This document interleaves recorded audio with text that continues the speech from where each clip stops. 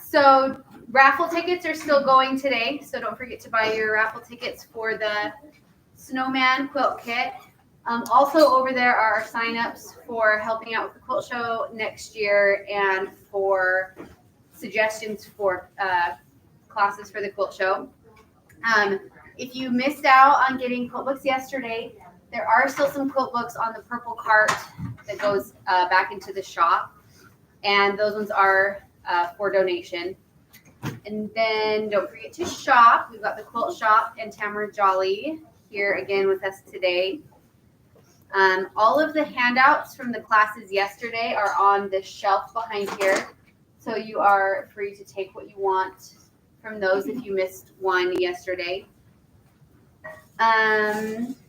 So Lydia, who works at the library, is doing her senior project, and she is collecting quilts.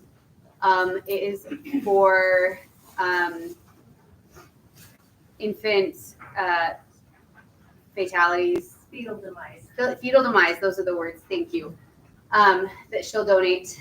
So there is a paper that we will put on the podium or on the octagonal stand there that has the information for that, the sizes that she needs, colors, all of the details, and those can just be brought here and just say that they're for Lydia, and the library will get them to her.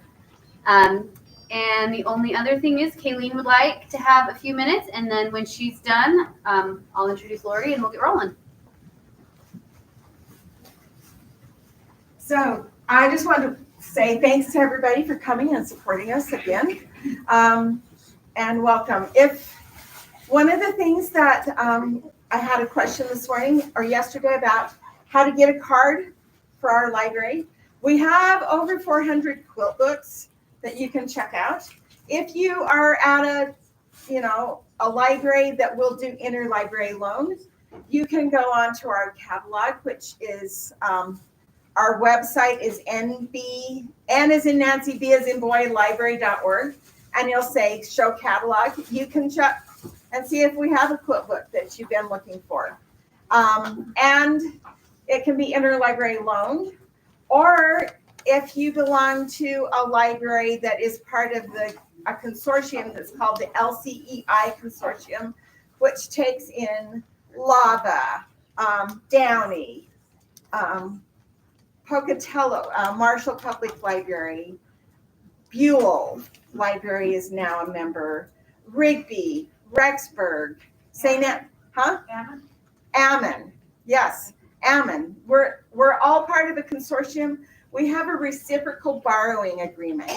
You can get a library card here for free if you have a card at one of those other libraries. That's your home library. It has to be your home library, but you can come. We even have an agreement with Snake River. So, and Blackfoot. Blackfoot is not part of the consortium, but they are. We do have a reciprocal agreement with Blackfoot for cards. You just have to bring your card, a picture ID, and a current piece of mail, and be willing to let us call that library and make sure you're in good standing at the library. So, is there anything else I should tell them, Sherry?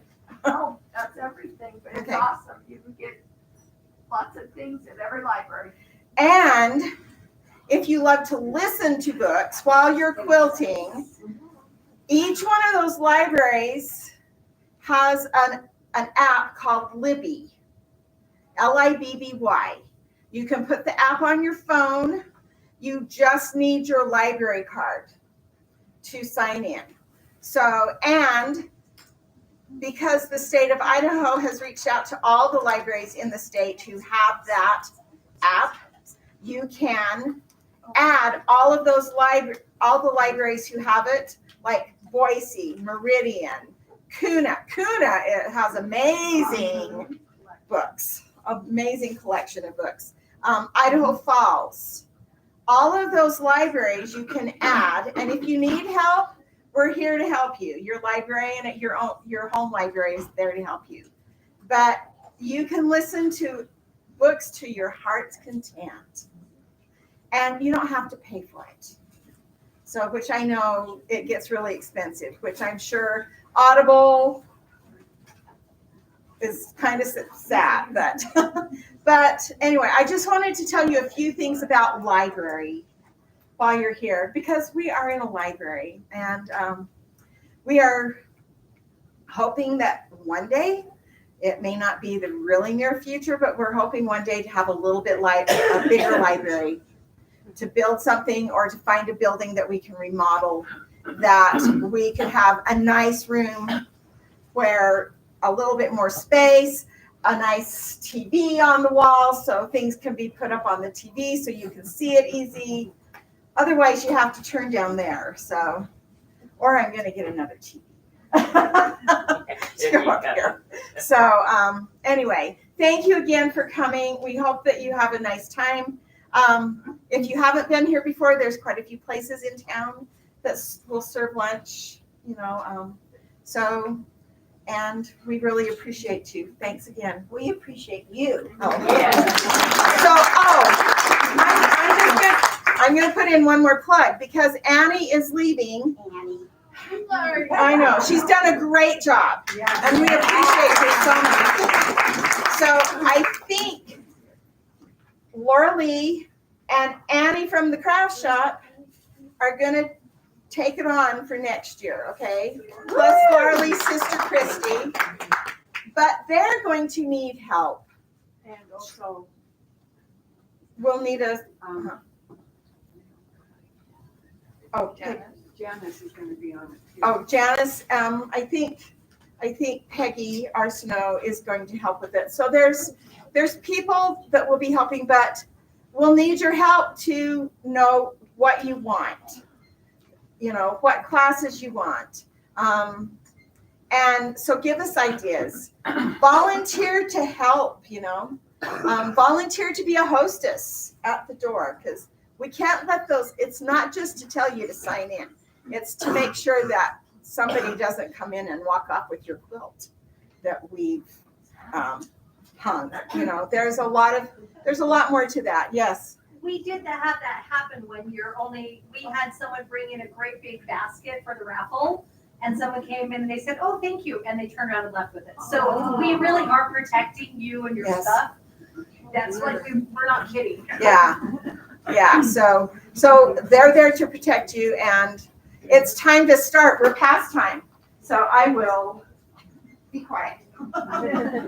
Two more quick things. Don't forget to vote for your block. And Annie's going to be closing up her shop back there at 2:30 today. Make sure you shop before then. Okay, Lori Miller has loved quilting ever since hearing about it in a storybook when she was in second grade. Lori started machine quilting about 15 years ago, many years after second grade. She wrote this. I did not. I did not write this. On her domestic machine. She has wrestled king-size quilts inside that 9-inch heart and still loves it, both the machine and the hobby. Lori loves teaching and has a day job working as a mental health counselor. When she isn't in the counseling chair, she's either in her quilting chair or wishing she was in her quilting chair. While Lori's personal taste trends toward the modern, she can appreciate all quilts as art and as tokens of love and connection.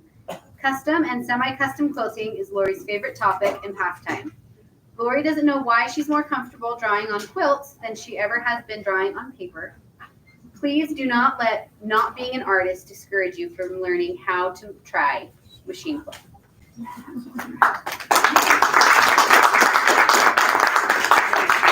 Turn it on. Can you guys hear me okay? So, hello. This really is my very favorite thing to talk about.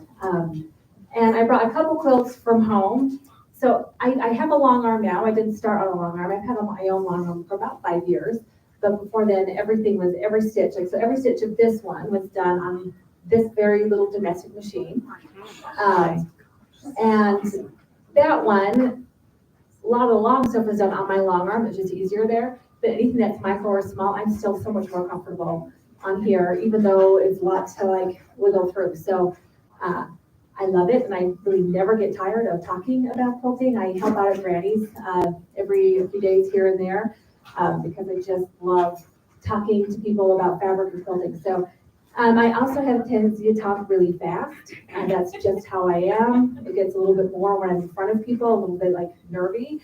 Um, but when I'm talking quilting or excited, then I talk even faster. So if I get to be difficult to understand, or if I need to repeat something, would somebody kind of shoot a hand up and give me a slowdown and I'll repeat, okay?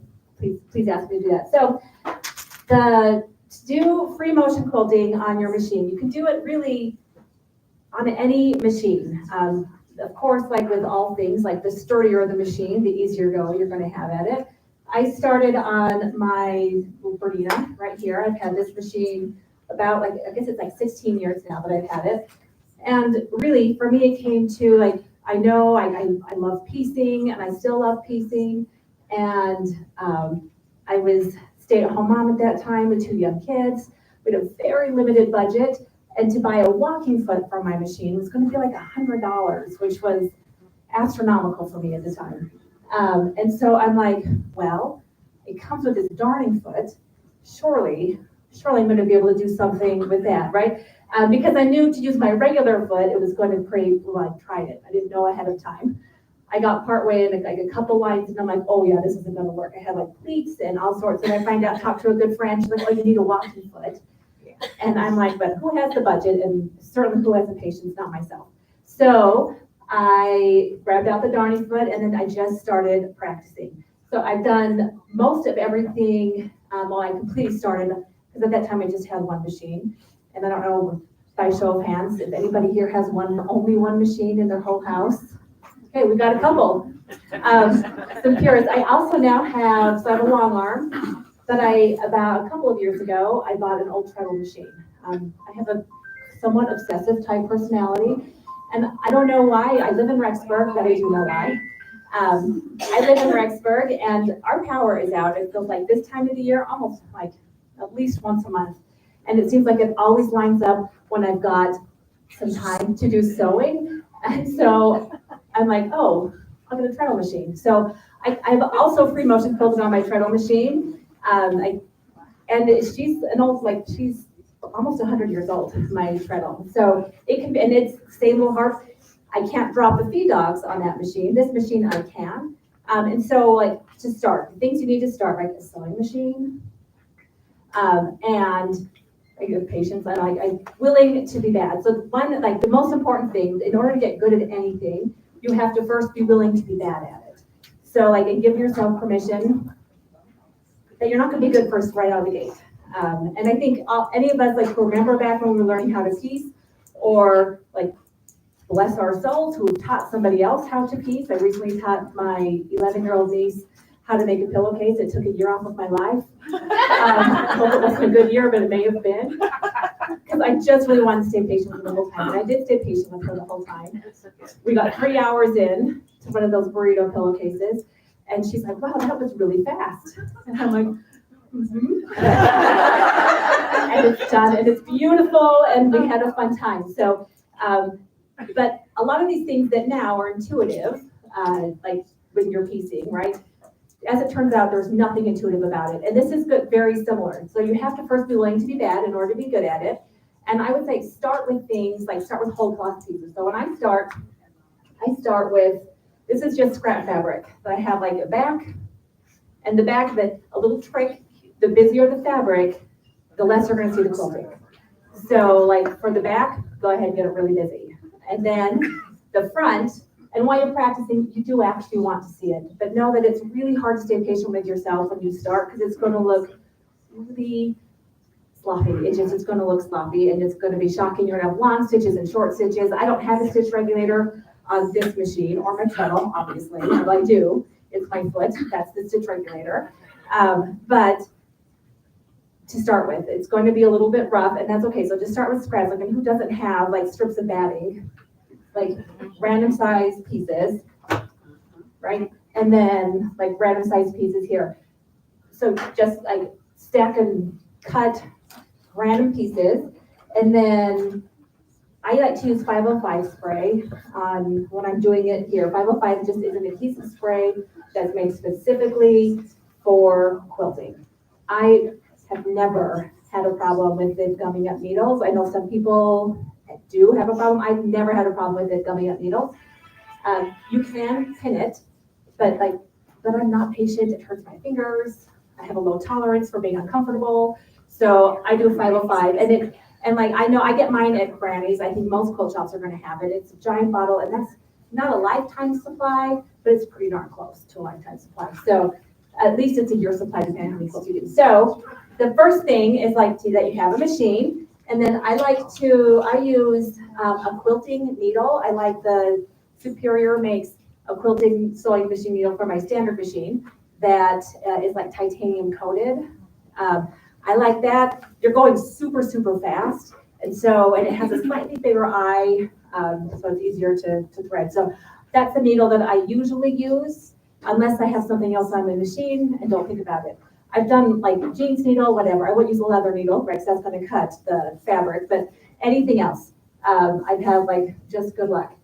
And some of the nice things too with on your domestic machine versus a long arm is the tension issue. It's just not as much of an issue. If anyone's been on a long arm, it's a lot of learning with the tension. And with this, it's just like plug and go. Even my treadle machine, that would be a fun class, but I don't have to carry my treadle machine here. It's really heavy. But this I can carry. So the first thing, either you're going to want to start by either dropping your feed dogs or lowering your stitch length to the tiniest it will go. On here, it's a 0. And I usually just leave it at 0 instead of dropping my feed dogs. I'm not sure why. I like both of them the same. I think because it's just right here on my screen, I can push a button down, and this feels like too much of an effort. Okay, so it's a whole lazy situation. I call it efficiency, right? So I just turn the stitch length to the tiniest that will go. I use a darning foot. I'm going to take right there.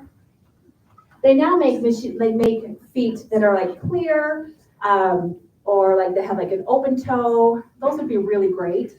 And I've used them. I've been at classes in other taken classes in Houston and things like that, and been on machines that have a hobby foot that is shaped. They're very nice. There's also a ruler foot that is really nice too. It has a higher shank. You can absolutely use a ruler while you're free motion quilting on here, but you have to have a ruler foot to do this. That would be so dangerous otherwise. But I just, for 99% of what I'm doing on here, I'm just using the darning foot that came with the machine.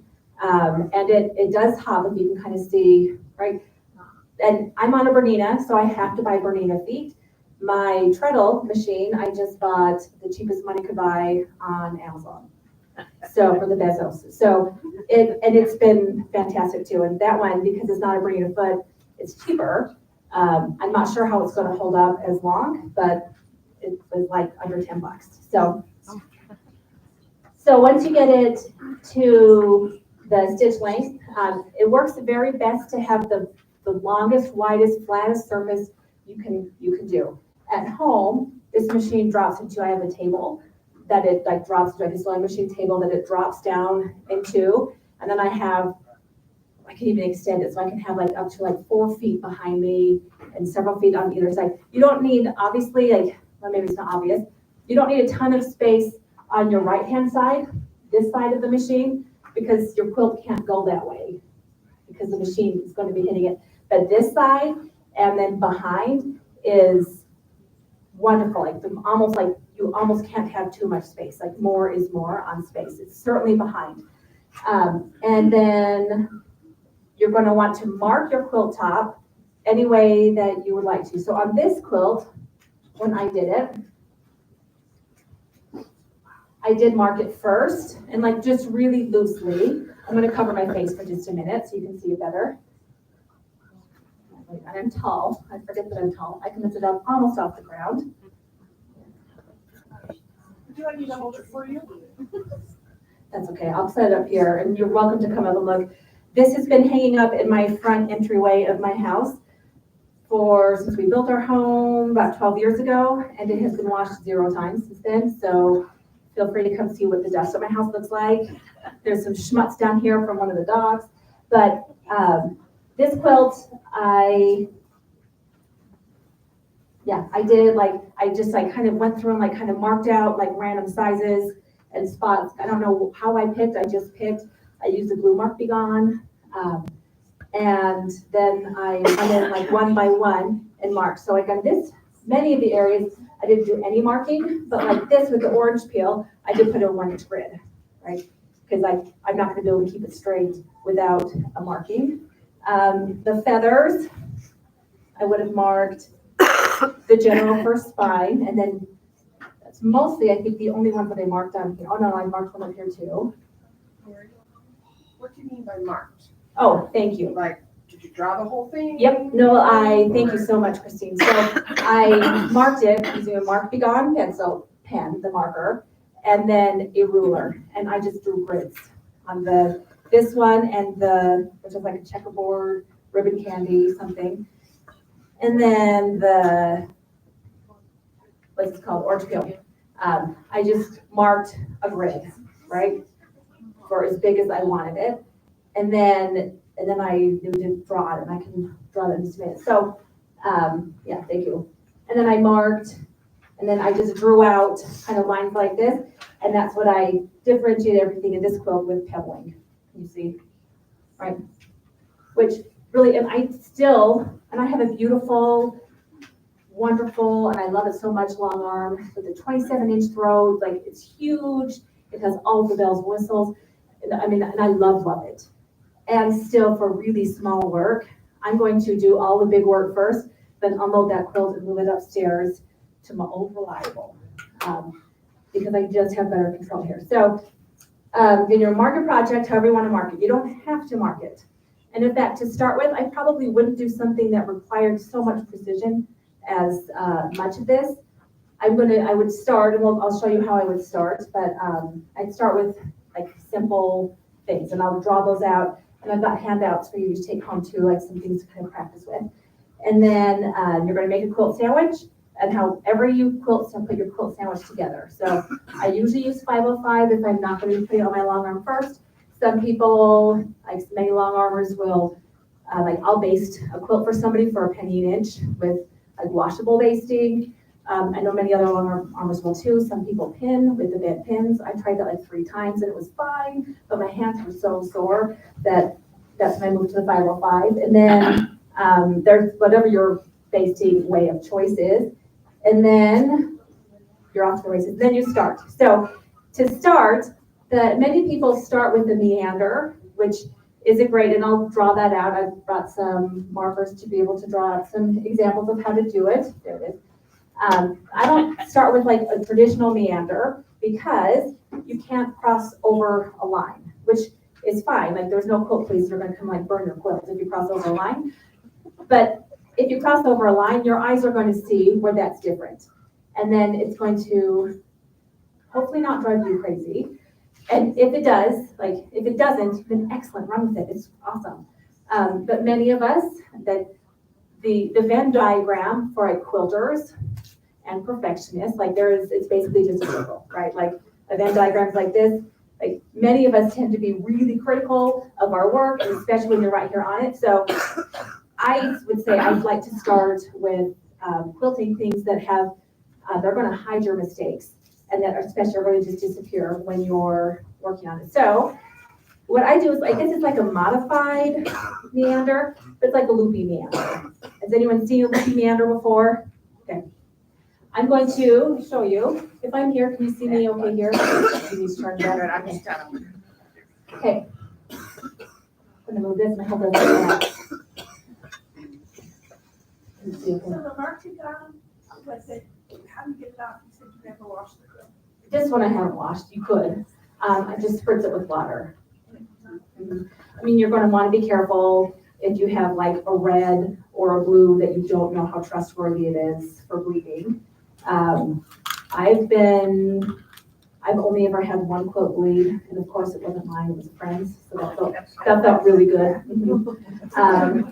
But she is a really nice friend, and she's like, no, it's okay, it was cheap, and anyway, we're like, it feels beautiful. So a loopy meander is just that. Like, so I'm gonna draw with my finger first, and really this is when I'm drawing something to get it in my head, I'm drawing with my finger. If I'm like sitting in church, I'm gonna be doing discreetly down here, which I often am doing discreetly, or trying to. But when I'm actually practicing to get it in my head, I'm gonna be drawing up here. And really, I think like the benefit of drawing over starting right here you get, it's like 5 times the benefit of drawing it first than putting it here. You're getting some muscle memory, you're getting your brain used to doing it first, and then move over here. So I don't like drawing. So many people are like, oh, I can't do that, I don't like drawing, and like, yeah, same, I hate it.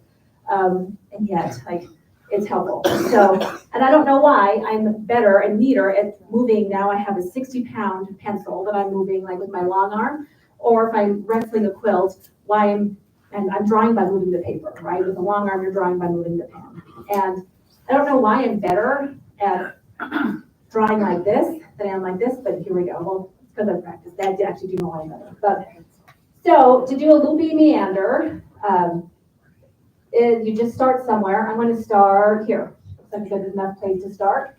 And it's just the meandering, which I think of like R's and like the S shape, or like in a P shape, like really round. I like a really loopy meander. So people think of like a dog bone, like for a meander, kind of that sort of a shape, or like mushroom tops. I think of that too. I'm thinking of all of these as I'm going, and when I sit down, like what's the scale that I want, and then I usually think of a coin, because for whatever reason I can picture exactly how big a quarter is. So right now that would be way too small. So is it a silver half? Is it a 50-cent piece? It's like this. Yeah, that whatever that is, like about when I was in 7th grade, I think is the last time I've seen one of those. So that's not so helpful to me, but like kind of like I get like something in my mind that I can be like, okay, this is about the size that it is, and then and that's going to help me get scale through the whole quilt, because once I get going, part of the quilt's going to disappear. I'm not going to be able to see it anymore, and it's frustrating to me to finish something that I maybe started this size, and then as I get going, now I have it down to the size of a nickel. And really, on the domestic, at least mine, where I have a smaller heart, smaller really is easier, at least for me, because it's a motion like this, instead of having to like have it be this huge. It's just really hard to keep things even. So, but to start, a loopy meander. Whenever I want to turn directions, I'm going to make a loop. And I'm looping. And the worst thing that could happen is if I get like into a corner, then I have to get back out of the corner. I'm going to remind myself through the whole thing, this is my hobby. It's supposed to be fun. And so as I'm going this time, I'm like, oh, I need to know that some of these look like an L. Right, that makes sense? And kind of keep going until like you die of old age. Like just keep going until you run out of quilt space. And when you've got something looped underneath here, I roll up both sides. Some people use like a pool noodle or something. I just simply don't have the patience for that. But I like roll up one side, the side I know I'm not going to be working on. And then the side that I will be working on, I roll up too, but knowing it's going to get moved through my machine differently. So as I'm going through it, I'm going to start towards the middle. You want to always start in the middle when you're doing this without your machine without your quilt on a frame, because that's just going to keep, even though you've got it basted, and like I would over baste compared to under baste, even though you've got it basted, it's still fabric, it's still going to move. We all know like it still has bias, even if it's all sewn together. So you're going to start in the middle, and that way you'll be able to work out any fullness from the end and not end up with like, oh darn it, a crease or something. And if there gets to be a crease, I would just make a design feature and think, yeah, it was for sure on purpose. But so you're going to have it rolled up on both sides, and then you're just going to start. This scale, to have it be this big, this would be really hard on this machine. Is it doable? Yes, but there's an easier way. You just make it a little bit smaller. But for here, if I drew it small, you guys wouldn't see it. It would just be a big wall. So, and then you go. I would draw this like before I started for at least 5 or 10 minutes, especially if it's like one of the very first times I've ever done it. But certainly if I'm on the phone waiting for something, if I'm in church, if I am having a chat with somebody, I'm not going to do it. So I'm a counselor, a mental health counselor. I'm probably not going to be doing this during session, right? That would feel rude to me. But any other time that you're sitting, and it would be okay to be drawing something, I'd be practicing. Like, and I can almost do it in my sleep now and be good. The reason why I like this to start with better than the meander is because look how many times we cross over itself. If you're going and you're like, oh shoot, I'm out of space, just tuck it in and if you don't go onto itself, it's not that big of a deal. Like if I get here and I panic, you're gonna panic. You're gonna get to a spot where you're like, you don't know where to go next. Calm yourself down, remind yourself this is a hobby, that you do this for relaxation. And then like the worst that you can do, you cross over the line. So I wouldn't put that out. And this was a show quilt. But if it's a quilt to give away to someone that you care about, to have for yourself, to throw over a couch, I for sure would not pick anything out. You don't get better by picking stuff out at quilting. You get better at picking, but you're not better at quilting. So When you say meander, is that stippling? Stippling. Okay. Yep. Just trying to figure Good, that's a good question, good point. So then, if you get tucked into a corner, which you're going to get back into a corner, I'm just gonna get back out the simplest way that I can, and then fill this area in. And then, right, like, if I have more quills, I go here. If I don't have more quills, I'm gonna then just go here at the border. Get there. Flat over here, this is the edge of the quilt, as you can see, this is quilt I'm gonna like travel along here, stitch, come back through here. And see how those go a little bit flat and these are much prettier? I would look at that, I would say that was a fun feature, yeah. So how do you do one side first? So I do for the middle, and I've got it rolled up, right? And I'm gonna do the middle, and I'm just gonna choose, am I gonna go up or down? I'm probably gonna go up. Nope, I'm gonna go down. I'm gonna go down and do like pretty much the whole way down and just do like the middle strip, basically. Okay. And then stop with the quilt and needle down. Like if you have to advance, like on my treadle, I have to go like this to get it where the needle is down. On here, I just have to set it needle down. And then, and I have a knee lifter, so I go like this. But you can also lift up with the presser foot, turn the whole little situation around, and then quilt it back towards you. It's, I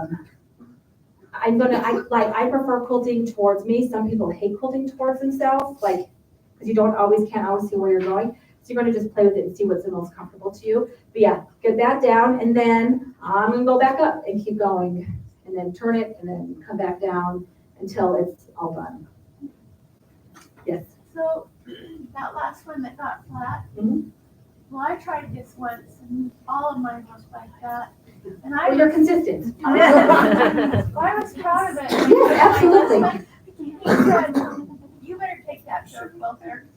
And so I ripped it all out. Oh, you ripped it out? out. Rip out. Yeah, it is really hard to rip out. Yeah, I would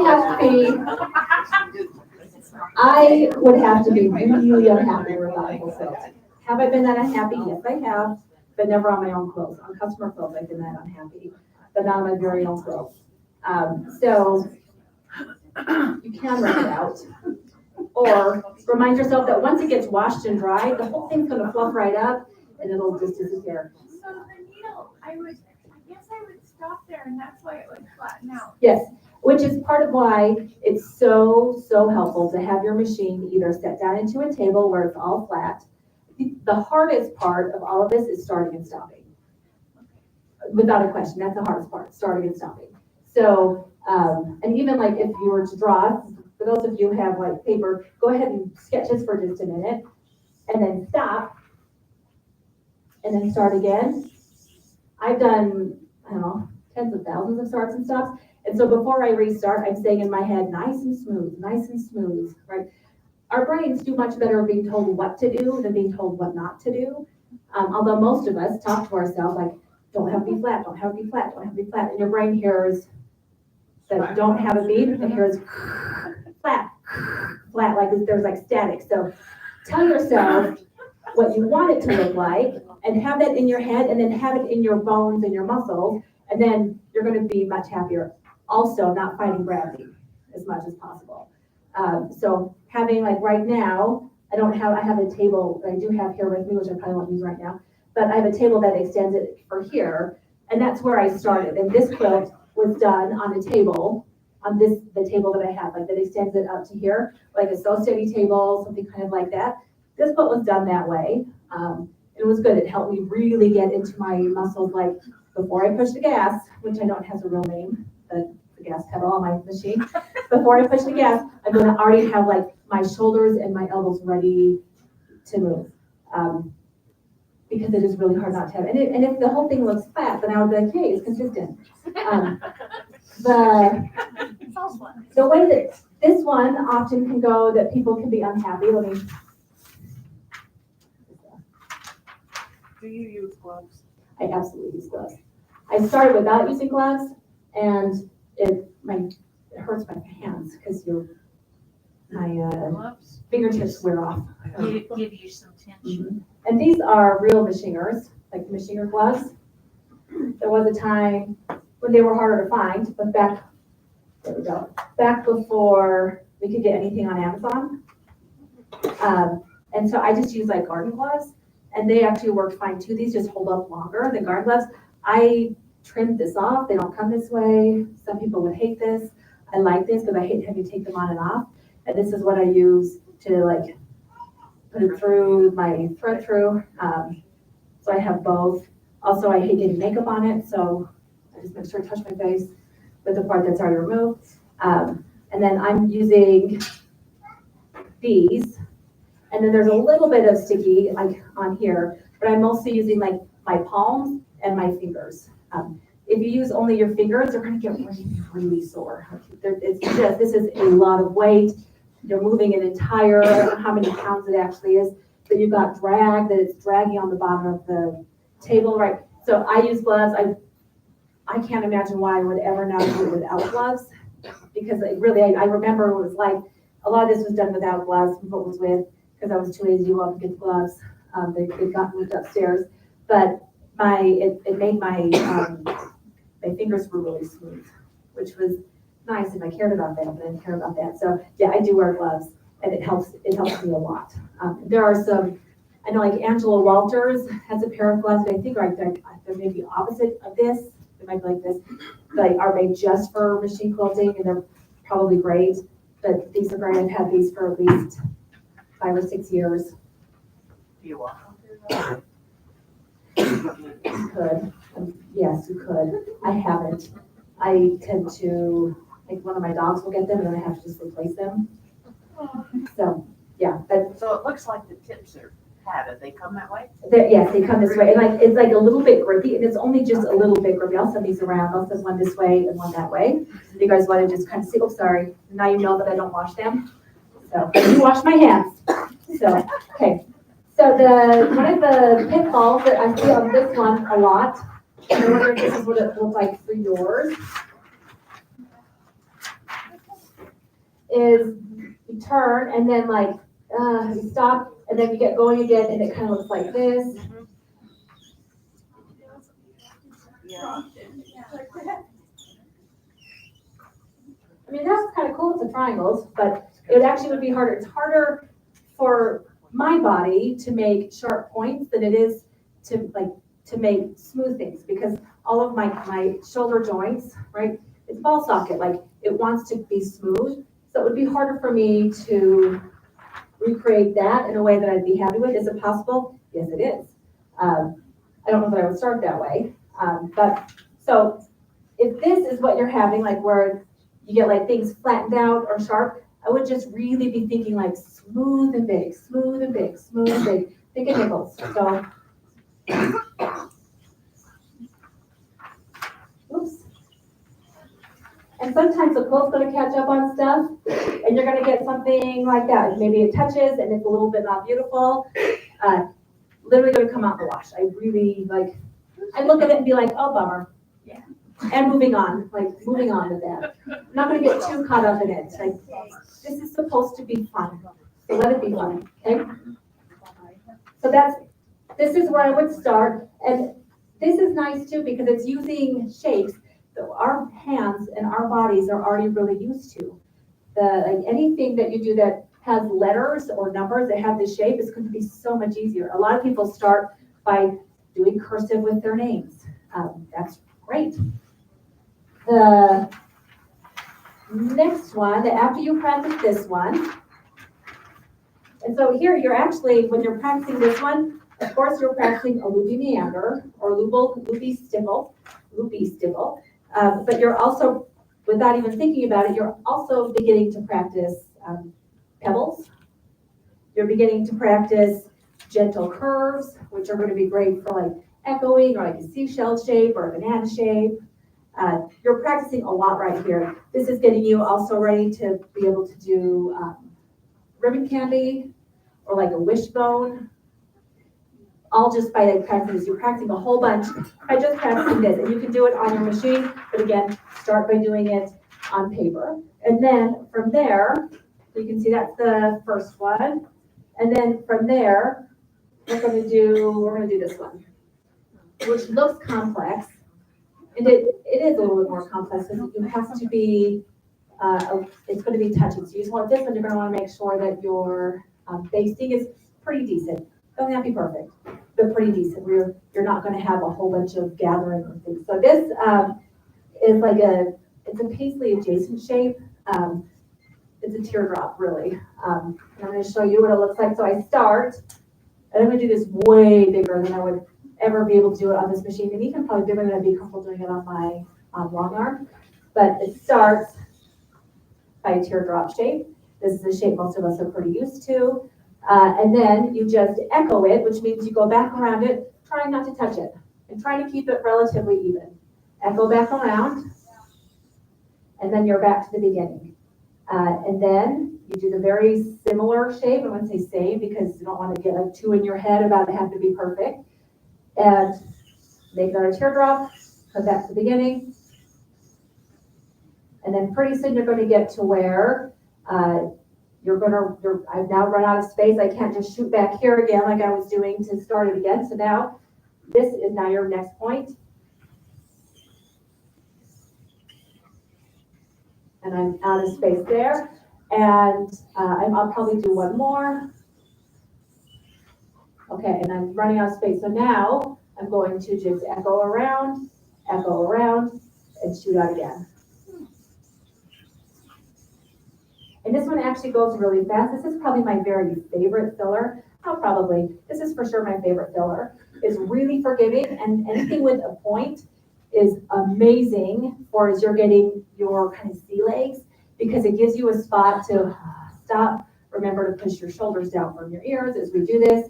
All of a sudden, our shoulders become earrings, and you don't have a neck anymore, and it's tense, and this isn't fun, and why am I doing this? Like, oh, that's right, this is supposed to be fun. I'm gonna make some space. Okay, and I'm gonna stop here, and where I know it's gonna become a point, I'm gonna psych myself up. Okay, you can do this. Now, where am I going here? Okay, I'm aware that I'm going to be tracing it like this, and then starting again. So we'll go.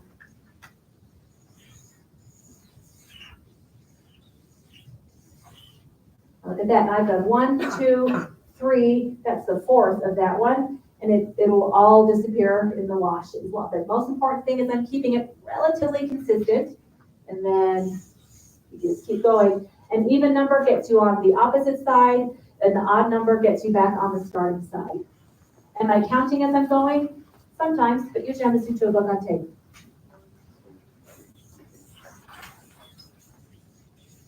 Or sometimes to my children.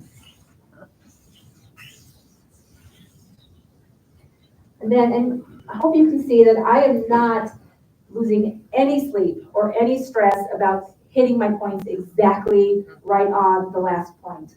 If I have to default one way or another, knowing that I am not a robot, I am a human being, there is going to be, what do we call it? Some the college court term, like, it's going to be artisanal, or rustic, that your eye is going to see me. I'm going to go back up here. Okay, I'm actually so you can see how I would just travel to get where I want to go.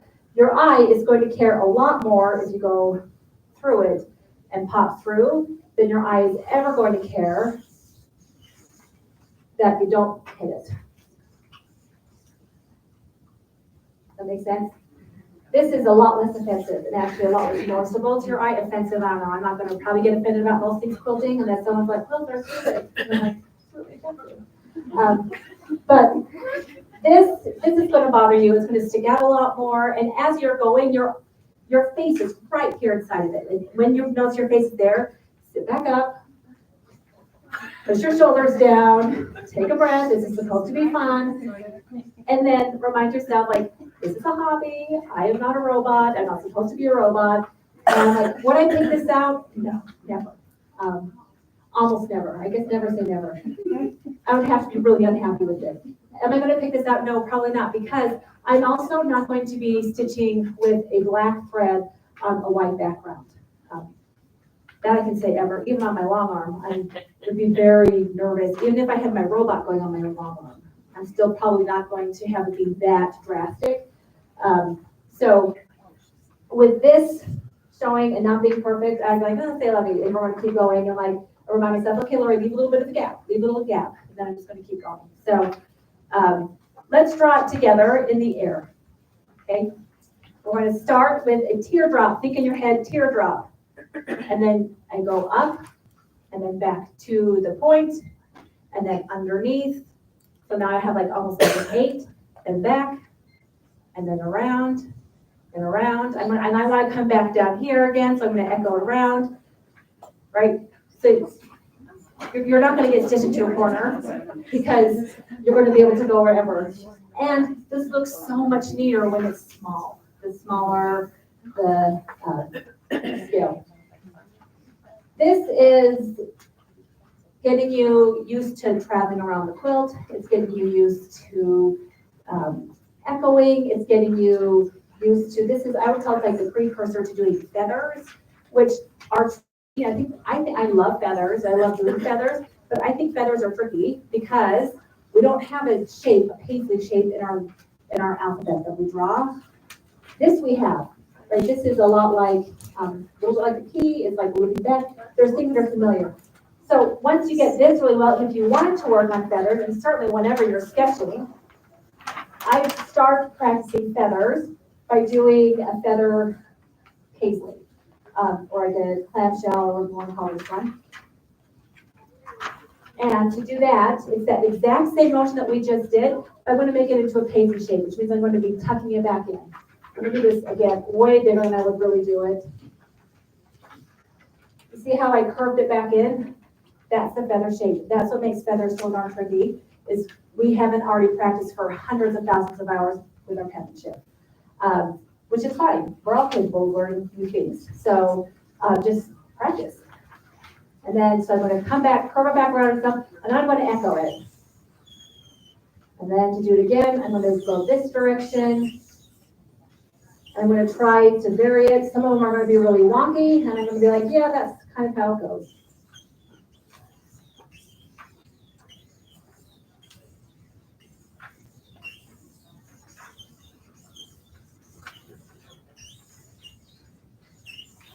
And every time I'm curving back in, I'm thinking like I'm not a pilot, I'm a quilter. I'm like a quilting pilot, I guess. Because I'm thinking about like landing an airplane, or like how I would like an airplane to land if I was on it, right? It's not the teardrop way, although that's beautiful if you're doing this pattern, do the teardrop way, it's beautiful. But if I want the paisley shape, then I'm going to imagine landing like this. And then like flattening out right as it comes down, right? And that's all a paisley shape is it goes up, it comes back, it curves in, and is a gentle landing back to the point. So, but again, all of this, you're practicing custom quilting whenever you're doing any of this, because you're always, as long as you're practicing, if you're drawing or sewing, you're always practicing. What time do I have it, Jill? An hour. Okay, I was thinking an hour, but it just occurred to me, what if it was 30 minutes, and then how are you? Okay, so questions on this one, this pattern design. Okay. Then lastly, which this one looks to me to be the simplest, I don't know if you can see it here. This one appears to me to be the simplest. I think of these three, to me, it's the trickiest. And like, as I've taught it to other people, it is tricky. And I think the reason why is because it's not as forgiving. If you wobble, oh yeah, sorry, I'm gonna head back over here and I'll do it here now. If you wobble, your eyes are gonna see it. So as much as possible, going with things that are really busy, your eyes are gonna see it, and it's fine. Also, when you're doing this and practicing, to start with, I would still probably match your top thread. I would match the bottom and the top always, but I would match it all to get pretty close to your background fabric. Do a solid for your practice fabric, otherwise you can go cross-eyed and get a migraine, and that's we're doing this for a hobby, and that's not relaxing at all. But to have a really plain top, your quilting is always going to show up more if you have like a really plain fabric on top. Like even this polka dot might be too much to see. It's going to make it go buggy. So I do solids. I use a lot of solids, so I always have scraps of solids, and solids cost a lot less money, so which is also nice. So you do that on the back? If I do the solid, I do, the back I do a print, and then the top I do a solid for my practice pieces. If I have, and that's just because I have a lot of backs, like, I'm gonna call it shiny fabric, but printed fabric. I have a lot of that, and I know I'm gonna wanna use the solid to practice the top. If you have gobs of solids, then there's no rule against doing both pieces, top and bottom, in a solid or anything. I'm just like trying to think like efficiently what I'm most likely to use for other things. Yes. No, my problem is I can do this with my hand, but switching to moving the fabric, what thinking? And I'll show all this for the last 10 minutes and try to kind of talk you through my my thought process. So this last one that I'm going to show you today, I start wherever I'm going to start. Again, probably on this one, I'm going to start at the very top. I'm not going to start right in the middle because I don't want to have, as much as I can control it, I don't want to have a brand new thread starting in the middle of the fabric. I want that to be up where it's going to be covered in the binding. So I'm going to start at the top of the quilt, but I'm going to start in the middle of the quilt. And it's just, this one is hard for me to draw sideways because my body's going to try and draw this way because I'm coming at it sideways. But start here at the top. And this one is just long.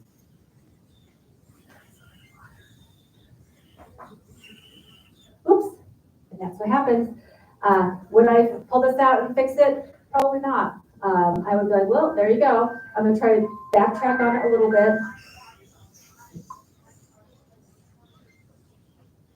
And then I'm gonna come back up, fill it back down, move over this way. This one reminds me of fog. Yeah, or like still water. This one is, even though like, it isn't really hard to do sideways. And then repeat that until you dive over. There we go. Pretty good. This one's actually easier for me to sew with the quilt oriented sideways. So there's no rule that says when you have a quilt that it has to be rolled hot dog style. You can roll it hamburger, right? And move it to, this one is so much easier for me to do sideways this way. Although sometimes I get tired of that, my muscles get tired. So then I'll turn it and then I'll just use this, the straight back and forth motion. Like our bodies are used to doing that. This is really easy. So just use what your body can already do. So questions about this one? Like you can see here, they get down the bottom. It's less straight. And my eyes go right to that here on this piece of paper. On a quilt, less likely your eyes would go straight to that. And if it does, you might use it as a practice like self-compassion. Like, I'm not a robot. Yeah. So how close to the edges do you go? Clear off? I go clear off. Yeah. And not every time. I don't try to, well, on this I did, if it's a show quilt and I'm doing it really dense to, then it's going to be a little bit different. But if I can quilt this, I'm just going to use, it's going to go on the bed or be snuggled to be a gift. I'm going to sometimes put it off to the edge and sometimes I'm not. Like, so right here, this would be covered up by binding right there. This would almost be binding. This, I would need a little bit more quilting. So I'd probably come back and that would look like this if I'm coming back. I'm sorry, let me get behind this way so you can see better without my body blocking. So when I get to the bottom here, I'm going to just travel. Now in real life, with on a quilt, I'm going to get a lot closer to the edge. I just don't want to put Sharpie onto this board. And then I'm going to travel up here. My hands won't reach. Travel up here. And then from here, I'm going to, okay, once I'm here, I'm like situate myself, get myself all slacked up. I can do this. I'm going to move it really smooth and keep it flat and straight. Oopsie. And then I'm going to travel, do a little hoop. and then travel around and just clean up any edges that I want. So I'm gonna, and I hate binding, but I like having my binding be as simple as possible. So having like a victory lap kind of with the quilting done around the outside is gonna make it much easier to put the binding on for me. And you're gonna be less likely to get like, the fabric bunching or gathering or puckering on the binding. It's a good question. What other questions? Do you ever use the pattern in the quilt? Like on this one, I did the stitching in the ditch, Uh-huh. you know, and then put the stars in and zigzagged down the middle. Yes. So you can do it as what your fabric and your pattern. And like when they kind of call out to you, absolutely. When I first started, I had a friend who was learning at the same time. We were kind of like supporting to each other, not kind of, we were supporting each other. And she did this really cute baby quilt that was full of polka dots and still of polka dots. And so she did the quilting, like where she would go and circle the polka dots. And it looked cute. And then I tried to do the same thing, and it looked the best word I can think of is deranged. Which is to say, I was less than tickled with the final process when I was done. It panicked. I look at that even still, and I remember the panic of like, ooh, I'm not going to make it. It's like stretching it. So yes, absolutely. And I could do it now and be much more comfortable. I understand better how it moves. When I'm doing any marking on my quilt now, like, so even if like you could mark on the quilt that says Miller, I marked that very much. I marked every piece. Where I do not to, it's like a kind of a contrapunto. But even with that, and when you come up, please feel free to come up and look. You'll see it's not perfect. I got close to it. I use the marking or the fabric as like a really general guideline. Like this is about how I'm going to try to do it. But as soon as I start to try to get perfect about it, I panic. I'm going to flatten stuff out, and it's going to be tight, and I'm going to have long stitches where I want short stitches. So I use it all as like a very general working kind of guideline or idea. Okay. Let me hurry and plug my machine in. I know that at home, I'm not one of the sewers that sews standing up. So I'm actually going to be using slightly different muscles than I'm used to, so this will be interesting. It's exciting to be here together for this. I might grab one. If I go right here, can I be seen? You'll be fine.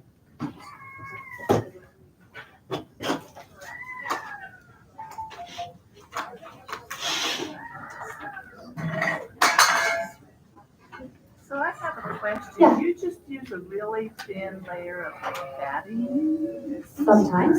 Or do you And you're not welcome to use come up and batting? look. I use this quilt that's right here. I think it's just like warm and natural because that's what I was using at that point. The quilt that's up on the wall, or the Mickey Mouse one or the mouse one, it is not warm and natural. You think what it is? So it's just a front and a back, there's no batting? Oh, no, I use the batting. I always use the batting. Yeah, I use, so just a really thin. although I have a wool, I use wool. Wool is my favorite batting, like without a question. Wool is my favorite, but my budget doesn't always allow for wool. This is wool. I think this is even 2 layers. I have it labeled. This is a Pellon cotton, 100% cotton with a scrim and then a layer of wool. So some of these are double batted. Traditionally, like most show quilts are going to be double batted, but I didn't know what I didn't know when I was making this one, so I just did a layer. This is probably warm and natural, and also at that time I found a bunch of those utility blankets at DI that like have like the satin edging on one side and like they feel yucky, but they're perfect in between a quilt. So I've had a whole bunch of those that I use. I know some people would probably have some like the quilting police if they actually exist. Probably would love it, but I also like the idea of quilting being kind of sustainable. So, and sustainable both for our resources, like for our earth resources, but also sustainable for my financial resources. So, okay, let's see. We're plugged in. We're on. Okay, so as you're doing this, And right now I don't have my table, so it's gonna be a little bit tricky. Oh shoot, I don't have my thread. Where did I put my thread? I do have a fresh bobbin. That much I thought to do before I left home this morning.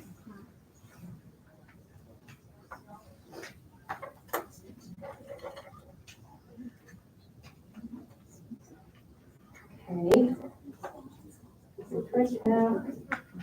It's funny, I'm used to having my presser foot with the knee level lifted, so I keep feeling my leg go out, not doing anything.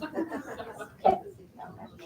So I'm starting in the middle of this. This is spray basted, and this was spray basted about 4 or 5 months ago. So this, oh man, and I never sew shoes on, so this is actually tricky for me. Yeah, that's the thing. I'm feeling like okay, dropping your presser foot, yeah, that's called presser foot, right? And then changing my stitch length down to 0. And then I'm going to once push the needle down, bring it back up.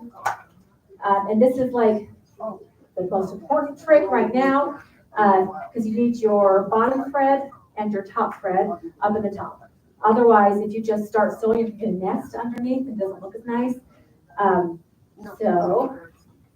And then I'm going to take a couple stitches almost right on top of themselves. Oh man, this is really hard to do with shoes on. I might have to put my shoe on. Okay, I'm going to put needle down. Okay, thread path got funny. I'm going to have to rethread my machine. Hold.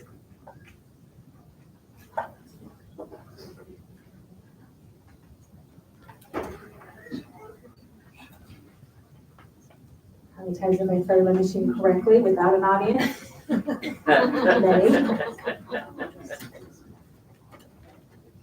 Okay.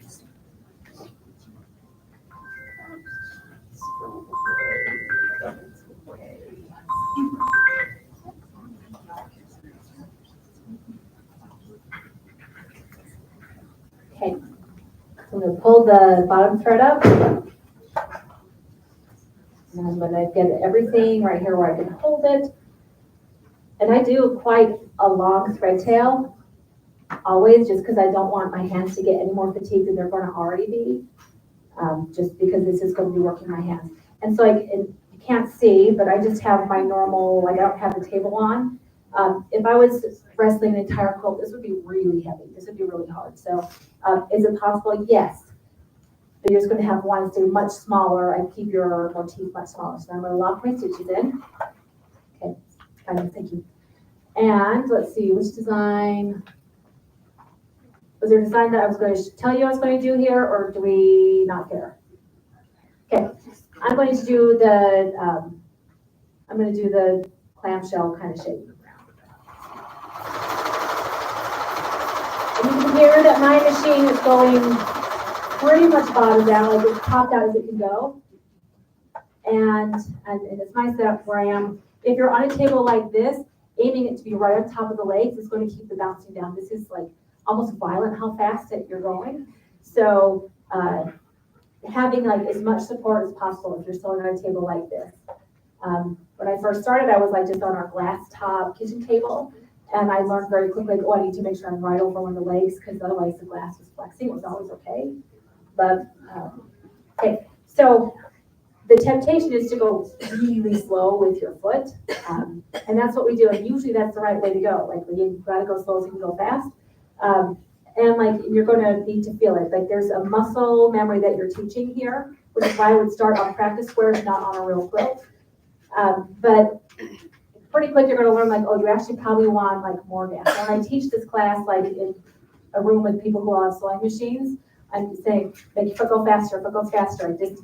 So the worst that will happen, probably, or that's happened to me, is I'm going too fast, and you might end up like sewing on your same thread so many times that it breaks the thread. That's fine, you can always fix the thread, that's okay. So you're going to want to probably go faster with your foot than what you're thinking.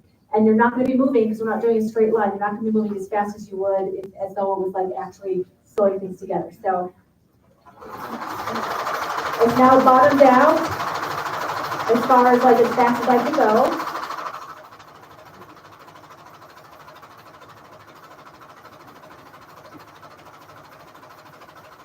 This is really hard to do without the machine goes on.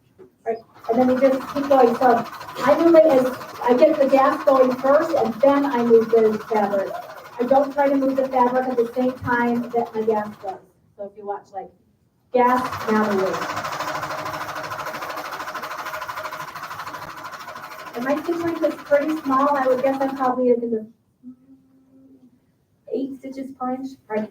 And then you just kind of keep going and going and going. So again, I bottom it out as fast as it will go, which is nice. I can do that with shoes on. It doesn't take much for there. And then going and going. Any questions? This right now I have R film. This is just 40 weight thread, and it's on the same on top and bottom. I actually have a lighter color on the bottom because that's what I have all of my bobbins. This is my piecing machine, so I have almost all my bobbins wound with the R film, and it's just the regular 40 weight. Design completely on your whole quilt. Probably, unless I got bored, and then I would switch to something else. Depends how big the quilt is, and it depends. And that's part of why this one has so many different designs, because then you're like, oh, edge to edge, I will be so bored before I got done. So, yeah, so I started with this, and then maybe I would start and just like, I'll do some pebbling until I get tired of pebbling. And then it's like a graffiti style, and I love doing that style, even on my long arm. I forget an example of that went in today. But yeah, I do this one, unless I want to change to something else. Then I would do something else. So it just depends how long my attention span is. Any other questions? Yes. So when you end, how do you end it? I mean, how does it stop so that it won't So go down? I'm going to stitch right in place. Well, hopefully I'm going to aim it so I can end in my favorite way to do it is so I'm ending off the edge of the quilt. So that way I can just pull the whole little buddy out, snip it, and go. If it's in the middle of the quilt, I'm going to get back on top. I'm going to back stitch on top of something, hit 4 or 5 stitches in one spot, and then, which I'm more or less done, then I'm going to needle up. Shoes on, it's hard. And I actually, like on this, I would just like cut both. I would cut the top and the bottom. If this was like a show quilt, or I didn't lock off my stitches first and I was worried about the integrity of the quilt, then I'm going to, this is the same thing that if you've ever watched long armors go, I'm going to pull me a nice thread tail, like a loop, and then aim right back on top. I might even use, there we go, my flywheel, pop it back up, and then I'm going to pull the bottom stitch back up to the top and do this. So yeah, that's a great question. Let's see now I can match up let's see how we started. Okay. That's how you do it, just like that.